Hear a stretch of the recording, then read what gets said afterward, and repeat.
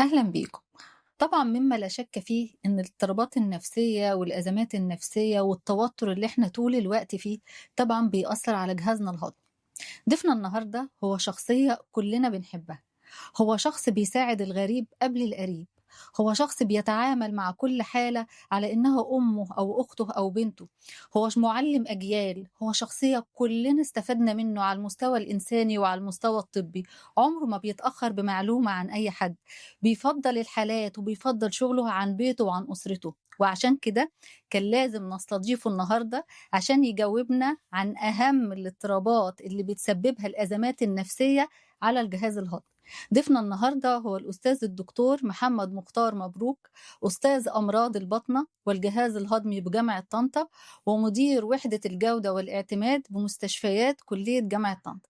منورنا يا دكتور وأهلا بحضرتك دكتورة في نهى، أنا الحلقة. باشكرِك جدًا، جدًا على المقدمة إزاي الجميلة يا دي، دكتور؟ ده حق بجد والله حضرتك تسلمي، علينا يعني باشكرِك بجد على المقدمة وحضرتك الجميلة دي، معلمنا كتير تسلمي وحضرتك ليك تسلمي، علينا تسلمي بجد يا يعني. دكتورة نهى بجد، مجهود جميل ومقدمة جميلة وموضوع جميلة جدًا، وأنا كنت بصراحة حابب جدًا إن إحنا نتكلم فعلًا في المواضيع دي، إن إحنا نعمل orientation للناس فعلًا بمشاكل الجهاز الهضمي وأعراض وأمراض الجهاز الهضمي، فأنا باشكرِك جدًا على اختيار الموضوع، وباشكرِك جدًا على المقدمة الجميلة دي وأنا مرة كان لازم كمان. أختار حضرتك فيه، تسلمي يا لإن دكتورة نهى، ما حضرتك تحرمش بتساعدنا منِّك. كلّنا تسلمي يا دكتورة وده نهى حق بجد، حضرتك بجد علينا والله يعني. كل الشكر بجد، الله تسلمي يا دكتورة يخلّيك نهى، يا دكتور. شكرًا جدًا طبعًا ليكِ. كلّنا بنسمع عن الميكروبيوتا أو البكتيريا الضارة. عايزين نوضّح للناس إيه هي الميكروبيوتا وإيه علاقتها بالجهاز الهضمي؟ هو إحنا فعلًا كتير جدًا الفترة دي بنقابل ناس بتيجي تسألك هو أنا إيه البكتيريا الضارة بتاعة القولون؟ طب أنا إيه الميكروبيوتا؟ طب أنا إيه البروبيوتيك؟ طب إيه هو البكتيريا النافعة؟ طب أنا ممكن أتعالج بالبكتيريا النافعة، ويبقى جايب أنواع كتير بكتيريا نافعة وجاي بيها يقول لك طب أنا أختار أنهي واحد فيهم؟ فهل هي فعلًا ليها دور في علاج الجهاز الهضمي والّا لأ؟ وإيه مشاكلها في الجهاز الهضمي والّا لأ؟ الميكروبيوتا أو ما يسمى بالبكتيريا الضارة بتاعة الجهاز الهضمي هي جزء من تكويننا كلنا. إحنا ربنا سبحانه وتعالى خلق لنا الجهاز الهضمي ده، الأمعاء الصغرى والقولون، هي عبارة عن مجموعة كبيرة جدًا من البكتيريا. إحنا جوانا كائنات حية كتيرة عايشة جوانا، ممكن توصل ل100.000.000، 100.000.000,000,000 خلية بكتيرية موجودة جوانا. منها النافع ومنها الضار. بالضبط يا إمم. دكتور، أنا باشكرِك جدًا على الكلمة دي، منها النافع ومنها الضار. كلمة السر في الموضوع ده التوازن اللي ربنا خلقها بيه، الbalance أو ساعات بنسميه بالإنجليزي eubiosis. eubiosis ده يعني الbalance أو التوازن طول ما البكتيريا النافعة والبكتيريا الضارة عايشين في توازن ما بينهم، وإن البكتيريا النافعة أكتر بكتير من البكتيريا الضارة، هو ده التوازن المطلوب، ده التوازن الطبيعي اللي موجود. إحنا بيبقى كده صحة جهازنا الهضمي صحة كويسة، يبقى أنا عندي بكتيريا نافعة بكتيريا وبكتيريا ضارة. ضارة، تمام. والاتنين عايشين مع بعض في توازن. التوازن ده ماشي في الأمعاء الصغرى وماشي في القولون. لو التوازن دوّة اختل أو حصل فيه اختلاف، هيحصل مشاكل أو هتزوّد الأمراض أو يبقى لها دور في الأمراض اللي موجودة عندنا. طيب إحنا مش كلنا البكتيريا بتاعتنا بتبقى بنفس التوازن. بترجع لحاجات كتيرة جدًا، بترجع للأكل، بترجع للمكان اللي إحنا عايشين فيه، بترجع إحنا خدنا مضادات حيوية كتير وإحنا صغيرين والّا لأ، في حاجات أثّرت على التوازن دوّة ما ب في أثناء نمونا وإحنا صغار والّا لأ. كل ما إحنا كانت تعرُّضنا وإحنا صغيرين لمضادات حيوية أقل، كل ما إحنا كنا في الصغر في رضاعة طبيعية مش رضاعة صناعية، ده لقوا بيأثّر إن يعني كل الرضاعة ده الطبيعية كمان طبعًا، بتأثّر؟ طبعًا، طبعًا، كل ده لقوه إن هو بيأثّر على التوازن ده، وبيخلّي التوازن ده طبيعي، وبتبقى البكتيريا النافعة أكتر بكتير من البكتيريا الضارة. طيب دورهم إيه؟ دور البكتيريا النافعة والبكتيريا الضارة أو البكتيريا النافعة تحديدًا هي مساعدة عملية الهضم. إحنا في حاجات بتخش جوانا في جسمنا بيحصل لها امتصاص من المعدة، في حاجات بيحصل لها هضم بإنزيمات الهضم، لكن في حاجات معتمدة في الهضم بتاعها على البكتيريا النافعة. طيب إمم. لو البكتيريا النافعة دي قلّت، يبقى الهضم ده هيقل. طب لو البكتيريا الضارة زادت، هيحصل منها تخمُّر وتطلّع غاز الهيدروجين أو غاز الميثان، ودوّة اللي بيدّينا إحساس بالانتفاخ والغازات والامتلاء، وإن أنا بطني منفوخة، بطني مليانة، عندي سوء هضم موجود، عندي عُسر هضم موجود. ليه؟ لإن أنت ما عملتش عملية هضم سليمة. طريقة تمام. الهضم السليمة دي مُعتمدة على البكتيريا النافعة دي. يبقى البكتيريا النافعة دي 1 هي بتعمل لك عملية هضم سليم، 2 هي أصلًا بتقوي مناعة الجهاز الهضمي بتاعك. طب إزاي؟ أنت كلت حاجة مش مضبوطة، إمم. كلت أكلة فيها بكتيريا مش مضبوطة، أول خط دفاع ليك قبل المضاد الحيوي وقبل الأنتينال وقبل الفلاجيل هو البكتيريا النافعة دي، إنها بتقتل لك أو بتساعد في التخلُّص من البكتيريا الضارة أو التلوث اللي أنت خدته في الأكل معاك، يبقى هي بتحافظ على مناعة جسمك. تاني حاجة إن البكتيريا الضارة لمّا بتزيد بتفرز مواد معيّنة بنسميها مواد التهابية. المواد الالتهابية دي بتفرز من البكتيريا الضارة، ما طبعًا البكتيريا الضارة دي كائن حي بيعيش، بياكل، بيشرب، بيتغذى، ليه إفرازات، طب هو بينتج إيه؟ بينتج مواد التهابية، المواد الالتهابية دي بتأثّر على أمعائنا، بتأثّر على قولوننا، بالعكس كمان ده ممكن كمان إن هي تأثّر على أجزاء تانية برّه الجسم، عشان كده في علاقة كبيرة جدًا دلوقتي ما بين مخنا وما بين قولوننا. ما بين والعكس علاقة متبادلة ما بين الاتنين، لو أنا جهازي الهضمي مضطرب أنا هابقى مودي مش كويس ومزاجي مش يعني كويس معنى كده إن التوتر والضغط العصبي والنفسي بيأثّروا على الجهاز الهضمي. جدًا، جدًا، جدًا، العلاقة ما بين مخنا وما بين أمعائنا علاقة متبادلة. أنا قولوني مش مضبوط، مش عارف أعمل حمام مضبوط، حمامي مضطرب، حمامي فيه مشكلة، أنا هابقى مودي مش كويس، ده ممكن يأثّر على الquality بتاعة الحياة بتاعتي، ده أنا عندي إمساك، أنا نازل شغلي وأنا مش مضبوط، أنا حياتي مش طبيعية، طب ده أنا عندي إسهال كتير، ده مش عارف أقعد على مكتبي، أنا مش عارف أمارس شغلي بشكل طبيعي، يبقى قولوننا واضطرابات القولون بتأثّر على مزاجنا، والعكس برضه ونمط صحيح. الحياة وممارسة الرياضة والنوم بيأثّروا برضه؟ بيأثّر كتير، ما هو ده بقى العكس بقى، طب لو أنت عندك stress عندك توتر، ما بتنامش كويس وعندك قلق، ده بيبعت إشارات عصبية من المُخ للقولون، تبعت إشارات عصبية من المُخ للقولون تأثّر على حركة القولون، بتأثّر على عملية حركة الأمعاء نفسها، تعمل اضطرابات، إحنا كتير جدًا أيام الامتحانات قبل ما آجي عندي امتحانات وقبل ما آجي نازل الامتحان ييجي لي إسهال وأفضل داخل طالع على الحمام. ده بقى يا دكتور الناس بتشخّصه إن هو قولون عصبي، إيه هي بقى الأعراض اللي نقدر نقول عليها إن ده قولون عصبي أو لأ؟ بالضبط. النقطة دي نقطة مهمة جدًا، أنا بس عاوز أوضّح نقطة ما ننساش حاجة مهمة جدًا، آدي مُخّنا وآدي الأمعاء، في أعصاب طالعة من الأمعاء للمُخ، وفي أعصاب نازلة من المُخ للأمعاء. التوتر هنا والتفكير هنا هيأثّر على الإشارة اللي نازلة من المُخ للأمعاء، تمام. وبالتالي تأثّر في حركة الأمعاء وممكن تعمل مغص وانتفاخ وأعراض. طب نعكس، اضطرابات بطننا واضطرابات قولوننا هتبعت إشارة لمخنا نحس بالألم ونحس بالضيق والاضطراب. طيب عشان نيجي نقول قولون عصبي، إحنا كتير جدًا بنقابل المشكلة دي، يقول لك أصل أنا عندي قولون عصبي، أصل أنا بقى لي سنين باتعالج من القولون العصبي، أصل أنا حالتي حالة قولون عصبي. عاوزين إيه كلمة السر في القولون العصبي؟ كلنا مشاعرنا بتتغير وكل مشاعرنا بتتغير بطننا بتتغير معاها. كلمة السر استبعد العضوي. طب يعني إيه؟ يعني إزاي هل أقدر في أكلات أستبعد العضوي؟ معيّنة مثلًا لأ، قبل باخد بالي الأكلات منها؟ في أعراض يا دكتورة نُهى، أعراض عضوية بنسميها العلامات التحذيرية. اللي هي زي إيه يا العلامات دكتور يعني؟ التحذيرية دي لو موجودة أنا ما أقدرش أقول إن أنا قولون عصبي. قولون عصبي ده التشخيص ده قوله كلمة السر فيه إن أنا استبعدت العضوي. أنا استبعدت العضوي وخلاص أثبتت إن أنا ما عنديش مشكلة عضوية، أقدر ساعتها أقول إن أنا متلازمة قولون عصبي. طب تمام. إيه العلامات التحذيرية اللي كلنا لازم نكون عارفينها عشان لمّا تيجي لي ما اقعدش أمشي إن أنا قولون عصبي وخلاص وآخد إمم. أي علاج وخلاص. 1 نزول وزن غير مفسر، أنا وزني عمّال ينزل بشكل قوي وأنا مش فاهم وزني بينزل ليه، طب ما نزول الوزن الغير مفسر ده معناها إن أنت عندك مشكلة. 2 أنيميا غير مفسرة، آجي أعمل تحليل صورة الدم بتاعتي ألاقي عندي أنيميا، طب أنا مش فاهم أنا عندي أنيميا ليه، وأنا جات لي أنيميا ليه؟ دورة شهرية منتظمة، طب لو راجل ما عندوش مصدر الأنيميا، طب هتيجي الأنيميا منين؟ أنيميا نقص الحديد اللي فيها الفيريتين قليل، اللي فيها مخزون الحديد قليل، هي أنيميا ناتجة من الجهاز الهضمي، طالما ما فيش تفسير تاني، يعني ما يجيش واحدة حامل أقول لها أصل أنتِ لأ، أنيميا نقص الحديد الغير مفسرة هي أنيميا ناتجة من وجود مشكلة في الجهاز الهضمي أثّرت على امتصاص الحديد، يبقى دي علامة تحذيرية، خلّي بالك أنت في بطنك في مشكلة فقدت الحديد. وهنا في ساعتها ما نترددش وما نخافش لو الدكتور طلب مننا منظار، ما نقلقش، آه، لأن الناس بتخاف دايمًا من قصة لا ما المناظير تخافش، يعني. أنت عندك حاجة والحاجة دي محتاجة فحص متقدم. طب نرجع تاني للعلامات التحذيرية: نزول الوزن الغير مفسر، 2 أنيميا نقص الحديد الغير مفسرة، 3 وجود دم في يعني الحمام. إيه غير مفسّرة يا دكتور؟ ما هو الأنيميا يعني إيه واحدة أنيميا عندها نقص فيريتين، يعني إيه غير نقص مفسّرة؟ حديد يا دكتورة نوع ما تفسرش لا بدورة شهرية ودورة ما ممكن طبيعية، قِلّة تغذية، ممكن ما بتاكلش كويس. ما توصلش لأنيميا قوية، ما توصلش لأنيميا حادة، ما إمم. توصلش إن أنا عندي نقص حديد حاد. طب يبقى دورة شهرية منتظمة، ما فيش حمل، ما فيش رضاعة، أنا ما عملتش عملية فقدت فيها دم كتير، يبقى ده اسمها أنيميا نقص حديد غير مفسرة. تمام. نفس الحكاية في الراجل. هو الراجل إيه؟ ربنا سبحانه وتعالى خلق الراجل أقل حاجة في هيموجلوبينه كام؟ 13. إمم. طب أنت هيموجلوبينك قليل ليه؟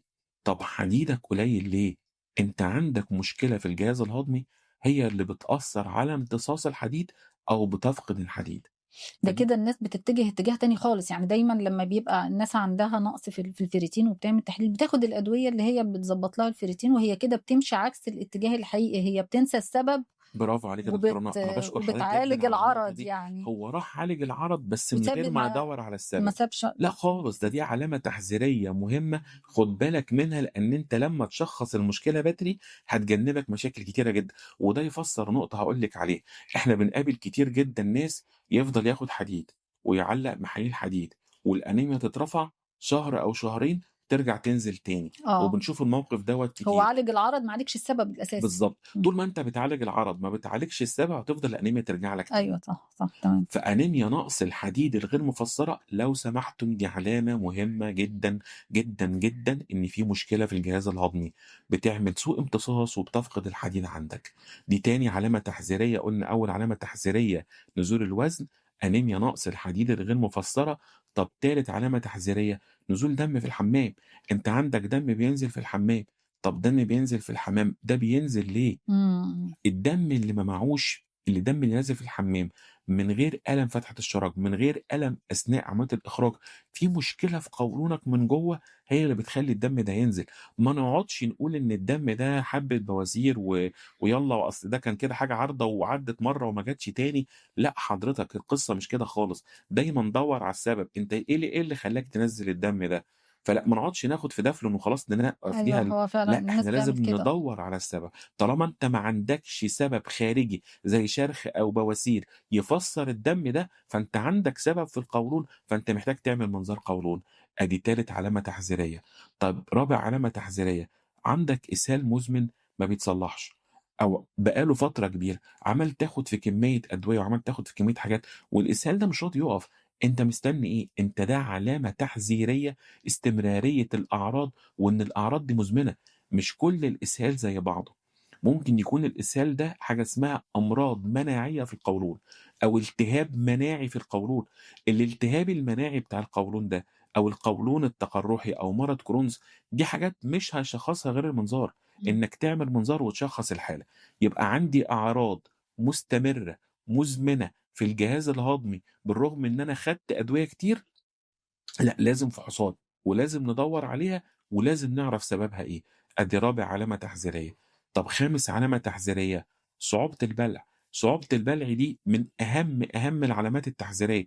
ما ينفعش واحد يبقى عنده صعوبة بلع ومش عارف يبلع ويقول لك أنا لمّا باجي أبلع لازم أشرب مَيّة عشان أنزّل الأكل وراه. ما تيجي تقول له ده علامة خُد علاج مريء وخُد علاج معدة وشكرًا على كده. لأ خالص، صعوبة البلع هي علامة تحذيرية لازم تاخد حقها في الفحوصات، لازم تاخد حقها وإن يتعمل لها منظار. دي العلامات التحذيرية اللي لازم كلنا نبقى oriented بيها. ولمّا يكون عندي أعراض قولون ما فيش مشكلة خالص، ولازم حتى الدكاترة الصغيرين وهو بيعالج ناس أو أي وأنت جاي لك مريض بجهاز هضمي، اعمل له صورة دم، اعمل له تحليل calprotectin في الstool، سرعة ترسيب، شوف التحاليل دي فيها مشكلة والّا لأ. لو التحاليل دي ما فيهاش مشكلة والمريض ما عندوش العلامات التحذيرية والمريض ما عندوش تاريخ مرضي للدرجة الأولى في البيت لأورام قولون. هي دي كمان ليها وراثة؟ طبعًا يعني الIBS أورام بياخد على. القولون لأ، أورام القولون. أورام القولون ليها استعداد وراثي. إمم. أورام القولون من الدرجة الأولى لها استعداد وراثي. يبقى أنت عندك 3 شروط: مريض ما عندوش تاريخ مرضي في البيت لأورام قولون، 2 مريض تحاليله كويسة 3 ما عندوش علامات تحذيرية، لو عملت ال3 حاجات دول قُل له أنت متلازمة قولون عصبي. إمم. لكن من غير ال3 حاجات دول، من غير التحاليل، ومن غير ما تدقق في تاريخه المرضي، ومن غير ما تاخد منه تاريخ تسأله أنت شخصيًا على العلامات التحذيرية، افرض هو ما قالكش اسأله عليها، لو الحاجات دي مش موجودة وكلها تمام، نقدر ساعتها إن إحنا نقول إن إحنا إيه، متلازمة قولون عصبي. طيب إيه الأكلات يا دكتور اللي يفضل إن إحنا نتجنبها في حالات القولون العصبي؟ كويس أوي. إحنا كده عرفنا إن القولون العصبي ومخنا الاتنين بيوصّلين ببعض، والإشارة العصبية بتطلع من هنا أو من هنا. 2 عرفنا العلامات التحذيرية، وعرفنا إزاي نقدر نقول تشخيص القولون العصبي. عاوز أقول سِنّة على أعراضه. أعراض القولون العصبي بيبقى فيها 3 أنواع، في قولون عصبي وأغلبه إسهال، وفي قولون عصبي ويغلب عليه إمساك، وفي قولون عصبي يتراوح ما بين إسهال وما بين إمم. إمساك. يبقى في قولون عصبي أغلب أعراضه إسهال، وفي قولون عصبي أغلب أعراضه إمساك، ده النوع التاني. إمم. طب النوع التالت قولون عصبي أغلب أعراضه ما بين الإسهال وما بين الإمساك. تمام.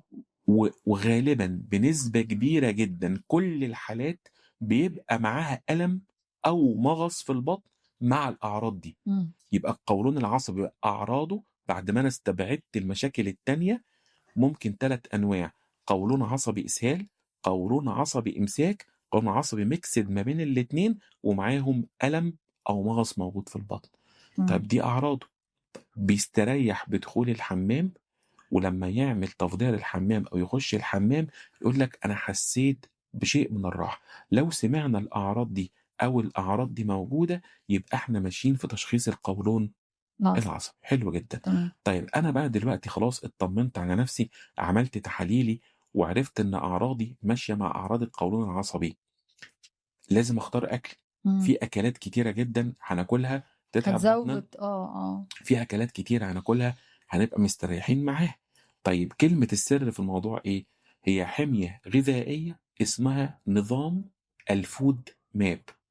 إيه النظام ده؟ ده حاجة جديدة دي ما نعرف مش أول مرّة لأ أسمع عنها. خالص، هو ده النظام العلمي المُتّبع لكل حالات القولون العصبي. نقدر ببساطة شديدة جدًا لو عملنا searching على جوجل عليها، كتبنا كلمة food map.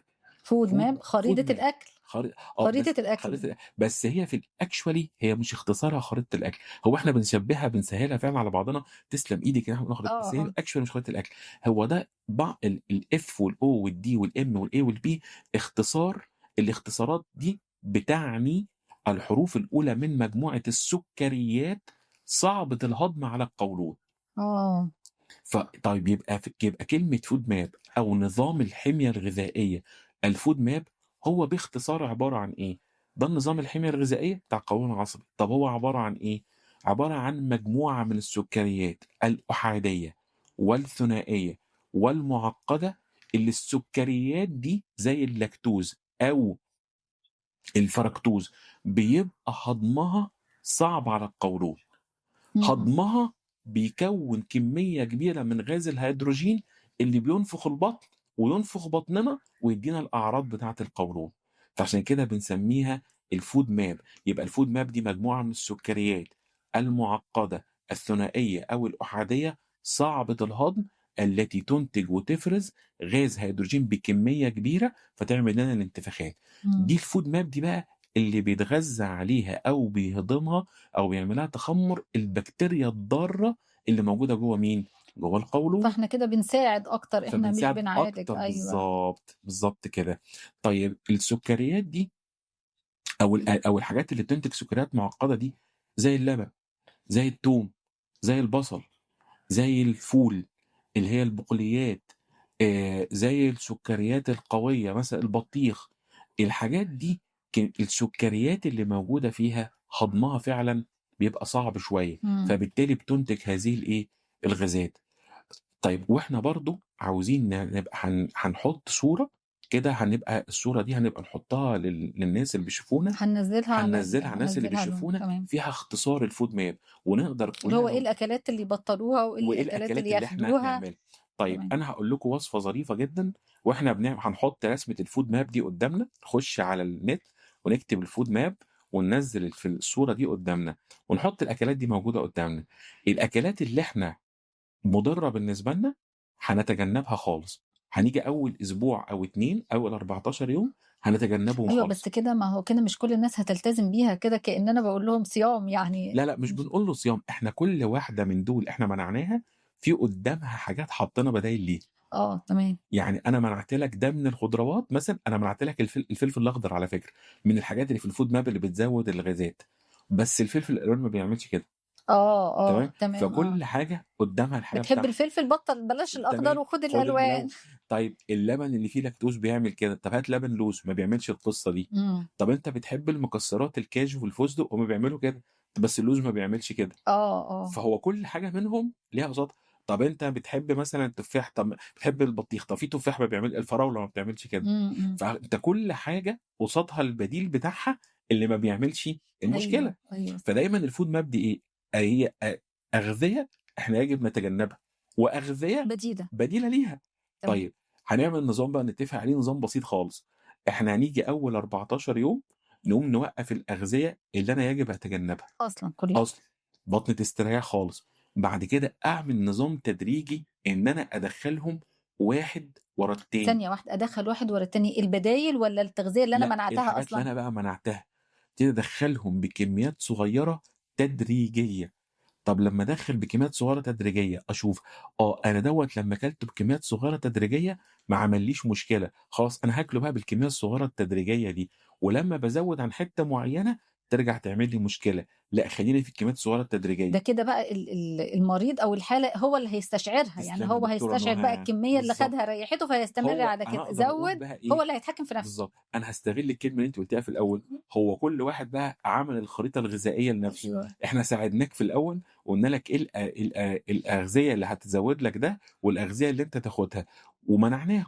بعد كده أنت هتدخّلهم بكميات صغيّرة تدريجية، وتشوف أنا ده لمّا بادخّله بكمية صغيّرة بارجع أتعب جدًا، والتاني لأ لمّا بادخّله بكمية صغيّرة لأ ما كده تعبتش. هنعمل اللي هو حاجة في علم النفس اللي هي اسمها الاقتران الشرطي، إن هو هيبقى كده هيربط بين الألم والتعب بالكمية اللي هو خدها، دي بالكمية. حاجة تبع النفسية بالضبط، برضه بتأثّر بالضبط، في النفسية بالضبط. يعني. أنا لمّا خدت ده بكمية صغيرة ما عملّيش المشكلة ديّة ودي بتبقى حاجة جميلة جدًا نقدر نعملها في الfood map. بالمناسبة برضه إحنا بقينا بنشوف حالات كتيرة جدًا دلوقتي عندهم حاجة اسمها lactose intolerance، أو اللي هو عنده حساسية اللاكتوز أو عنده حساسية اللبن. حساسية اللاكتوز أو حساسية اللبن على فكرة فيها test، فيها اختبار بيتعمل في المعامل، بس أهم من الاختبار إيه، شكوى العيان نفسه. إن العيان يقول لك إيه، أنا ملاحظ إن أنا لمّا بقيت باشرب كوباية اللبن، بقت بطني بتتنفخ، بقى آه. بييجي لي إسهال، أنا لمّا باحط لبن على النسكافيه أنا بطني بتتعبني. إمم. طب خلاص ما ده حلوة، ده تيست يكفي لمين؟ للتشخيص، إن أنا أيوه. أشخّصك إن أنت أصلًا عندك مشكلة في هضم اللاكتوز. فعشان كده حتى ملاحظة العيان لأعراضه مهمة جدًا. إمم. ناس كتيرة جدًا دلوقتي تقول لك ييجي لي العيادة يقول لك أنا عندي حساسية قمح. طب هو أنت عملت اختبار حساسية القمح؟ لأ، بس أنا لمّا باكل قمح باتعب. كلامك نُصّه صح ونُصّه غلط. خلّي بالك القمح والحاجات اللي فيها قمح كتير من الحاجات فعلًا اللي بتكوّن غازات في البطن، ومن الحاجات اللي إحنا بيُفضّل إن إحنا نتجنّبها في الحتّة بتاعة الfood map أو نقلِّل منها. بس مش معنى إنها عملت لك كده إن أنت عندك حساسية منها. ده مرض وده مرض. حساسية القمح أو حساسية الجلوتين أو مرض الceliac ده حاجة تانية خالص. أنت عندك مشكلة مناعية وبقيت بتعمل حساسية أو بتعمل مناعة ضد الحاجات اللي فيها جلوتين أو celiac أو القمح.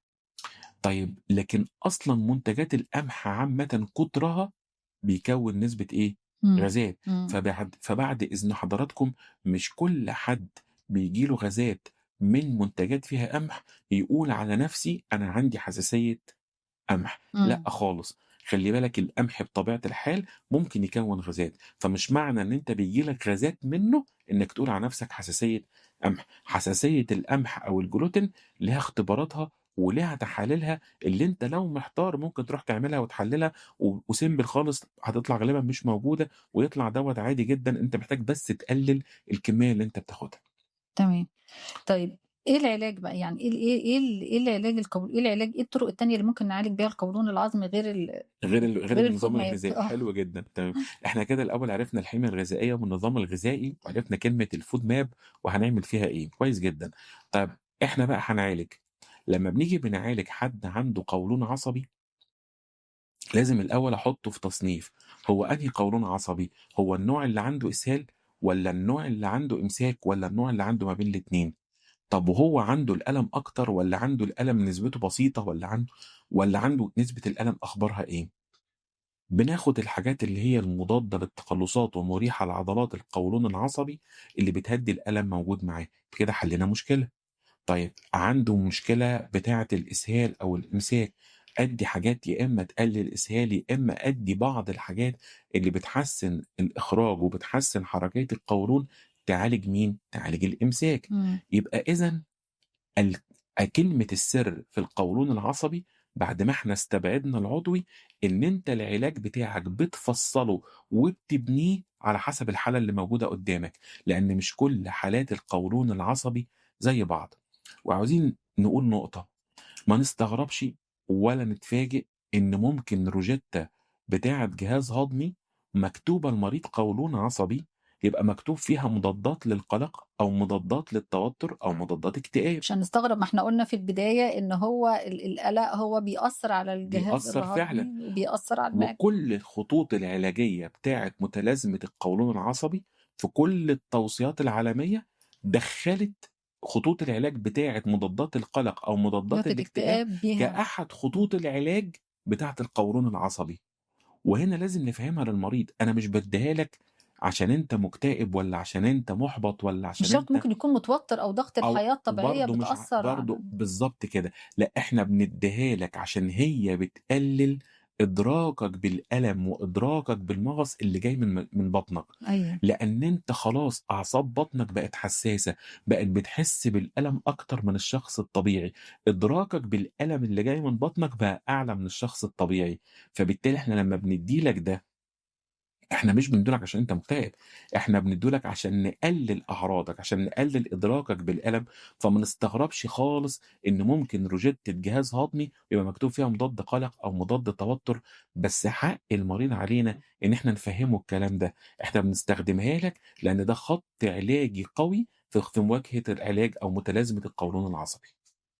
تمام. طيب يا دكتور، بنسمع كتير دلوقتي، بقت حاجة يعني شِبه trend أو باسمعها كتير أوي، جرثومة المعدة. نقطة إيه مهمة هي جدًا. وإزاي بتأثّر على الجهاز إحنا النهارده الهضمي؟ دكتور نوح عاملين ناخد مواضيع قوية جدًا، ما هو ده اللي وصلنا من بنسمعه من القولون الناس. العصبي على جرثومة ما هي المعدة. دي مشاكل الناس اللي إحنا دايمًا بنسمعها، ودي الناس اللي بتبقى دايمًا مضطربة أو بتمُر بقلق، دايمًا بيشتكوا من الأعراض دي. أنا باشكرِك جدًا، لأن كتير جدًا دلوقتي بالاقي حد عامل تحليل جرثومة المعدة وداخل لي بيه العيادة، أنا عندي جرثومة، أنا عاوز أعالج الجرثومة. ده أنا سمعت عن الجرثومة متوتر جدًا، يا نهار أبيض أنا جات لي وبنقرا جرثومة، عنها كتير على وبنقرا الفيسبوك عنها كتير، أنا والإنستا. جات لي جرثومة وأنا قلقان وأنا خايف وما أعرفش جات لي إزاي هتعمل لي إيه، وبنبقى قلقانين جدًا منها، ونلاقي المريض يقعد ياخد مضاد حيوي. طيب إحنا جرثومة المعدة لها ما لها وعليها ما عليها، عاوزين بس نقول إن ده ميكروب، هو عشان في بعض الناس بيقول لك هو طبيعي إن هو موجود عندنا كلنا، لا خالص، هو مش طبيعي إن هو يكون موجود عندنا كلنا. نسبة انتشاره عالية من 60 ل80% من الناس بييجي لهم جرثومة معدة، لكن يبقى أول معلومة عاوزين نقولها هو مش طبيعي إن يكون عندنا جرثومة معدة. انتشارها عالي، انتشارها عالي. اتحولت لعدوى مجتمعية، طبعًا، لأنها ممكن تتنقل باللعاب القوي، ممكن تتنقل بتويلت مش نضيف، ممكن تتنقل بأكل مش نضيف، فبالتالي أصبحت وسيلة انتشارها سهلة، إمم. وممكن تتنقل بسرعة من حد للتاني. الhygiene يعني. الهياجين، إمم. والهياجين والكميات الكبيرة من اللعاب والرذاذ، نفس اللي كنا بنعمله العادات الصحية الطبيعية وإحنا عندنا كحة أو إحنا عندنا عطس نعملها، دي بتقلل كتير برضه من القصة بتاعة انتشار الجرثومة.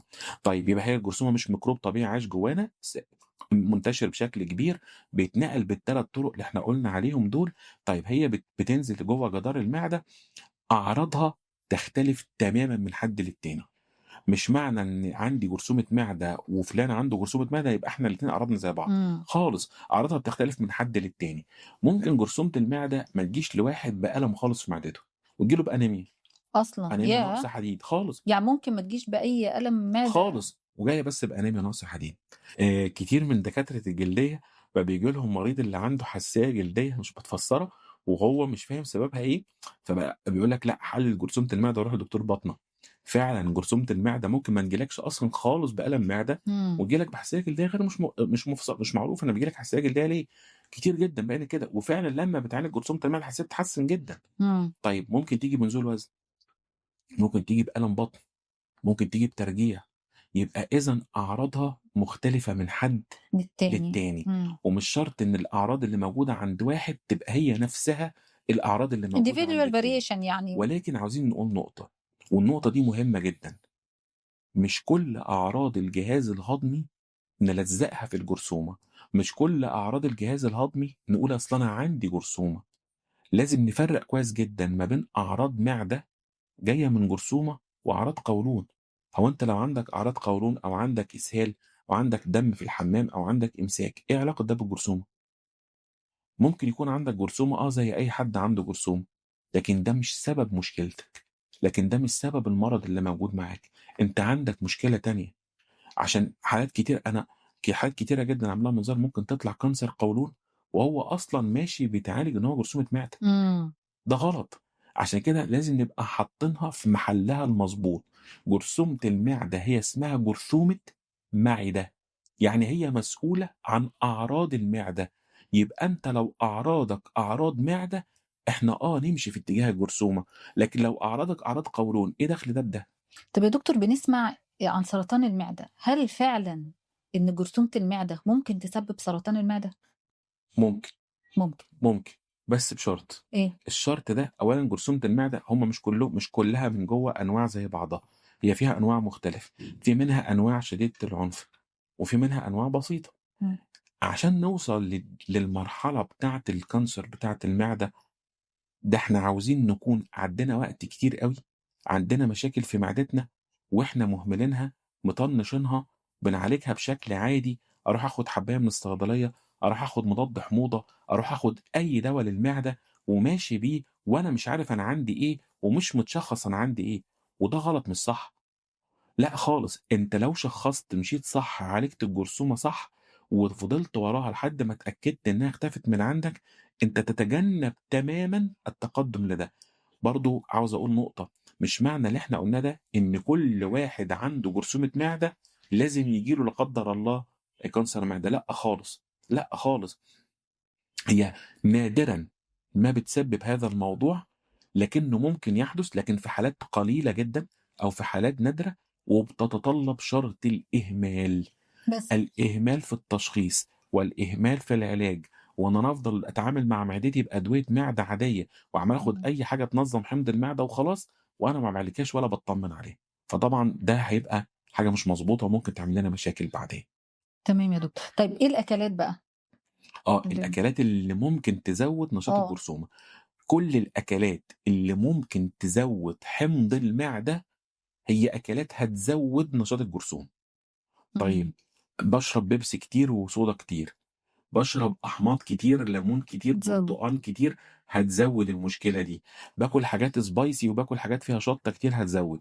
باستهلك كميات كبيرة من الكافيين وبارفع حمض معدتي بالكافيين، ده برضه هيزوّد. يبقى كل ما له علاقة إن هو يزوّد حمض المعدة، فهو بالتالي بيوفّر بيئة خصبة للجرثومة إنها تزيد وتنشط في النشاط بتاعها. والمسكنات، والله؟ قرحة المعدة نسبة حدوثها بتبقى الضعف للمريض اللي بيستخدم مسكنات وهو عنده جرثومة معدة. إمم. المسكنات لوحدها بتعمل قرحة، وجرثومة المعدة لوحدها ممكن تعمل قرحة. النسبة دي تزيد الضعف لو أنت بتاخد مسكنات كتير وأنت أصلًا عندك جرثومة معدة. إمم. عشان كده عاوزين نقول للناس اللي أنت عندك مشاكل عضم أو عندك مشاكل روماتويد أو بتحتاج تاخد مسكنات كتير، لو سمحت take care، لأ خُد حاجة لمعدتك معاها، قلل المسكنات جدًا، اطلب من دكتورك إنه يقلل لك كمية المسكنات أوي. لو عندك جرثومة معدة عالجها لو سمحت، لأن جرثومة المعدة مع المسكنات نسبة حدوث جرثومة المعدة هترفع الضعف معاك. طيب هل في تأثير بين جرثومة المعدة والبكتيريا الضارة اللي موجودة في الأمعاء؟ ده سؤال قوي إمم. جدًا وسؤال متقدم جدًا. جرثومة المعدة لقوا إن هي تكاثرها داخل المعدة من شأنه إن هو يقلل البكتيريا النافعة جوّه القولون وجوّه الأمعاء. ففي رابط إن ممكن يكون جرثومة المعدة معاها أو مصاحب معاها نقص في البكتيريا النافعة اللي موجودة جوه الأمعاء، وتزود البكتيريا الضارة بقى. تزيد معاها البكتيريا الضارة. طيب هل البروبيوتيك أو البكتيريا النافعة ليها دور؟ كلام محترم جدا. البروبيوتيك أو البكتيريا النافعة أو الأدوية اللي بتحتوي على بكتيريا نافعة ليس لها دور في التخلص من الجرثومة، طب ولكن لها دور قوي جدا في التخلص من الأعراض وتحسين الأعراض بعد انتهاء علاج الجرثومة. يعني زي بروفيلاكسز؟ لا مش زي بروفلاكسس. أنا دكتورة نوع إيه؟ عندي جرثومة خلاص، اتشخصت إن أنا عندي جرثومة، تمام. ورحت للدكتور كتب لي البروتوكول العلاجي بتاع جرثومة المعدة. ماشي. خلصت البروتوكول العلاجي بتاع جرثومة المعدة، ده أنسب وقت تاخد فيه البكتيريا النافعة عشان أحافظ بقى خلاص. عشان كمان أقلل الأعراض. كل الناس اللي خدت بروتوكول علاجي لجرثومة المعدة بيشتكي من المضاد الحيوي، وبيشتكي ويقول لك الكورس تقيل والبروتوكول العلاج تقيل عليا، وجالي أعراض بعديه، وبطني مش مظبوط، بطني منفوخة، عملية الهضم بتاعتي مش مظبوطة. صح كلامك مظبوط، لأن الجرثومة بتزود البكتيريا الضارة، والمضاد الحيوي اللي انت خدته علشان تتخلص من الجرثومة كمان بيقلل البكتيريا النافعة اللي في القولون عندك، فالبكتيريا الضارة زادت. خد بكتيريا نافعة هتحسن لك الأعراض جدا بعديها، خد بروبيوتيك هيحسن الأعراض. يبقى احنا نقول ايه؟ البروبيوتيك ما تستخدموش وقت البروتوكول بتاع العلاج بتاع جرثومة المعدة، ناخده بعدها. لكن استخدمه بعد انتهاء بروتوكول علاج جرثومة المعدة. طيب إيه هي طرق العلاج بقى المتاحة؟ جرثومة المعدة لها بروتوكولات علاج كتيرة جدا، وليها مضادات حيوية كتيرة جدا، ممكن أكتر من 4 5 بروتوكولات علاج بمضادات حيوية مختلفة للجرثومة المعدة. طب كلمة السر إيه في الموضوع؟ 3 كلمات سر لو استخدمناهم كويس هنقدر نتخلص من جرثومة المعدة. أول كلمة سر في الموضوع وأهمهم التاريخ المرضي الدقيق للمضادات الحيوية اللي أنت استخدمتها كمريض قبل كده، سواء للجرثومة أو لغير الجرثومة. بمعنى الجرثومة ميكروب ذكي بيعمل مقاومة للمضادات الحيوية. انت مريض جربت بروتوكول علاج لجرثومة المعدة معتمد مثلا على مضاد حيوي ايا كان نوع، مم. اوعى تستخدم نفس المضاد الحيوي تاني في بروتوكول في بروتوكول تاني للجرثومة. خطأ كبير جدا ما جدا ينفعش أكرر المضاد الحيوي. خالص. اوعى تكرر المضاد الحيوي اللي انت استخدمته في القضاء على الجرثومة تكرره مرة تانية، لا، غير المضاد الحيوي، استخدم بروتوكول تاني بيحتوي على مضاد حيوي تاني عشان تتخلص من جرثومة المعدة. يبقى اقعد مع الدكتور والدكتور يقعد مع المريض يفهم منه ايه اكتر مضادات حيوية هو استخدمها. كلنا في الكورونا مثلا، ايام الكورونا كنا بنستخدم الذيثرومايسين او الزيثروماكس او الكلاسيد او المجموعة دي. طيب عشان كده الكلاسيد والزيثرومايسين والازيثرومايسين بقت هذه المجموعه فقدت فعاليتها بشكل كبير جدا في القضاء على جرثومه المعده. بعد الكورونا بالذات.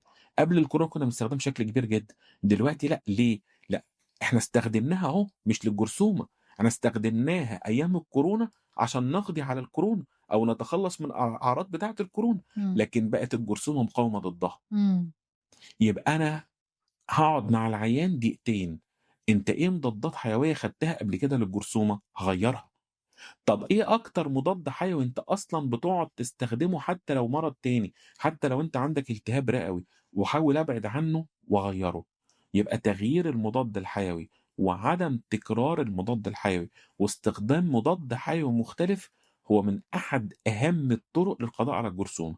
2، حفاظك على مدتك في الجرثومه. هم 14 يوم هتاخدهم 14 يوم، مش هتوقع يوم في النص وتقول انا اصلا تعبت منه النهارده فما خدتوش، لا، لازم تكمل ال 14 يوم بتوع المضاد الحيوي بتوعك. 3، الأدوية المثبطة لحمض المعدة اللي بتنظم حمض المعدة لازم تستخدم بأعلى جرعة ليها ومرتين في اليوم. يعني مثلا لو عندي حاجة تنظم حمض المعدة تركيزه 40 تركيزه 20، اوعى تاخد ال 20، خد ال 40 ومرتين. كل ما انت عملت سيطرة أكتر على حمض المعدة، سيطرت أكتر على حمض المعدة ونزلته، ده بيساعدك تماما في التخلص من الجرثومة. يبقى 3 كلمات: المضاد الحيوي ونوعه، مثبط حمض المعدة أعلى تركيز ليه ومرتين في اليوم، والالتزام بالفترة العلاجية بتاعت جرثومة المعدة. ونصيحة: نصيحة لكل الناس اللي بتاخد علاج لجرثومة المعدة، اوعى تخلّص علاجك من هنا تروح تقول تعمل تحليل من هنا وتقول أصل أنا عملت التحليل الجرثومة ما خفتش، الكلام ده غلط تمامًا، التحليل ما تعملوش إلا بعد 3 أسابيع أو شهر من آخر يوم في استخدام علاج جرثومة المعدة، وتكون قبليها موقّف أدوية المعدة إمم، بأسبوع أو أسبوعين، يبقى ما فيش تمام. حاجة اسمها أنا خلّصت علاج أيوه، هو بكرة ده أروح اللي أعمل بنعمله تحليل، فعلًا، يعني بالضبط. بنخلّص البروتوكول بنبقى عايزين نطمن على نفسنا وعاوزين فبنعمل نطمن، تحاليل على لأ طول. اتطمن أنت كويس وزي الفل من 3 أسابيع لشهر بعد آخر يوم في العلاج عقبال ما تعمل التحليل تاني، وتكون موقّف قبليها مثبّط حمض المعدة قبليها بأسبوع على الأقل، طيب إزاي يا دكتور بقى نقدر نحافظ على نفسنا؟ نقدر نحافظ على نفسنا من الجرثومة. أيوه طبعًا، إزاي نحافظ على نفسنا منها؟ نتوخّى الدقة في الأكل كويس جدًا، نضافة الأكل مهمة جدًا، الtoilets ونضافة الtoilets اللي إحنا بنخشّها مهمة جدًا. وإحنا في أماكن مزدحمة وأماكن فيها اختلاط كبيرة جدًا وأماكن فيها ناس كبيرة جدًا، الرذاذ أو اللعاب ناخد بالنا منه بشكل كبير جدًا، والوقاية من العطس والحاجات دي مهمة جدًا، سواء لنفسنا أو سواء عشان نحمي حد تاني إن هو ييجي له المشكلة بتاعة الجرثومة. طب يا دكتور البروبيوتيك أو البكتيريا النافعة، إيه استخداماتها اللي ممكن نستخدمها ليها استخدامات تانية في أمراض الجهاز الهضمي؟ تمام، إحنا عشان نلخّص القصة بتاعة الprobiotic إمتى آخد probiotic وإيه أفضل probiotic أنا ممكن آخده؟ لإن البروبيوتيك دلوقتي في أنواع كتيرة، كتير كترت أنواع جدًا. كتير أوي في السوق، إمم، فإزاي أميّز بين البروبيوتيك الحلو حلو أو جدًا، المفيد حلو جدًا. ليّا يعني؟ بالضبط. أولًا إيه هي الاستخدامات بتاعة الprobiotics اللي هي ليها دور فعلًا فعّال في الجهاز الهضمي. أول استخدام ليهم وده مهم جدًا، الإسهال الناتج من استخدام مضادات حيوية. إمم، أنا في مستشفى أو بلاش في مستشفى، أنا في بيتي قعدت استخدمت كمية كبيرة من المضادات الحيوية لفترة معيّنة وعندي إسهال. حضرتك الإسهال ده ما بيتعالجش بمضادات إسهال.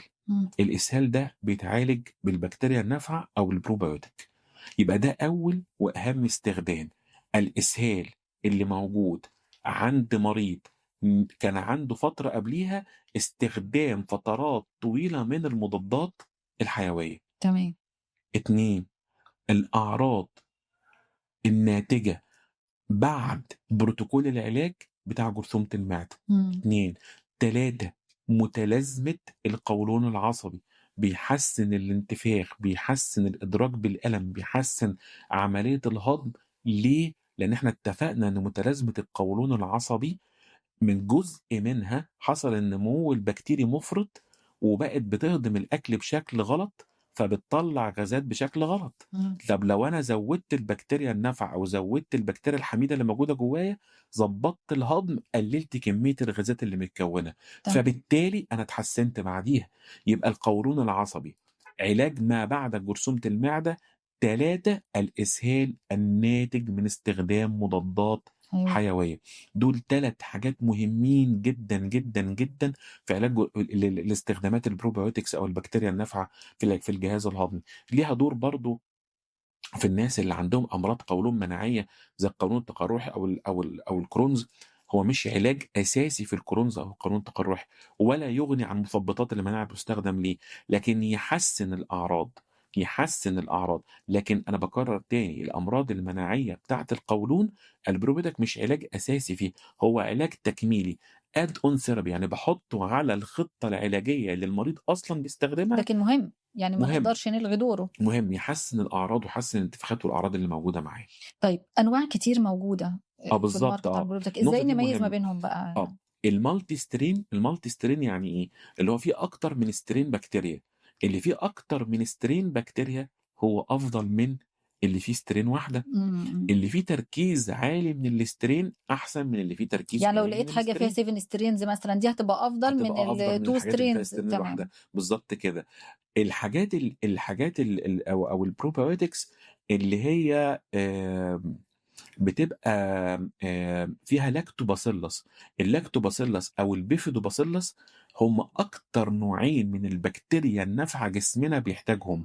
يبقى أنا وأنا باشتري البروبيوتيك أنا هابُص عيني هتيجي على 3 حاجات، 1 عدد أنواع البكتيريا اللي موجودة جواه، اللي بيحتوي على كمية أكبر من البكتيريا هو ده أحسن من اللي بيحتوي على بكتيريا واحدة. 2 تركيز البكتيريا اللي موجودة جواه. 3 جواهم لاكتوباسيلس أو بيفتوباسيلس أو الاتنين مع بعض والّا لأ، هم دول ال3 معايير اللي أنا باختار بيهم probiotic.